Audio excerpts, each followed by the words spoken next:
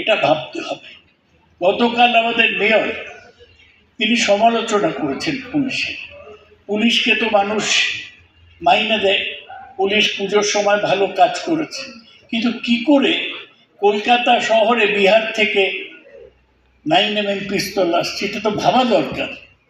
Police কি করে? আমাদের যে বর্ডারগুলো আসে সেখানে দেখার কেউ লোক নেই, আর পুলিশ কাউকে ধরতে পারে না।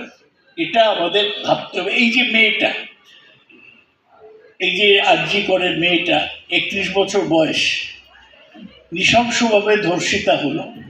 হ্যাঁ, অনেকে বিরোধীরা তারা অনেক বলেছে যে মুখ্যমন্ত্রীর দোষ। মুখ্যমন্ত্রীর দোষ নেই, কে কোথায় কি করছে মুখ্যমন্ত্রী কি করে জানবে? আর মুখ্যমন্ত্রী যে ব্যবস্থা নিয়েছিল সেই একটা লোককেই সঞ্জয় রায় ধরেছে, সিবিআই এর তদন্ত কাউকে পাওয়া যায়নি। সুতরাং দেখা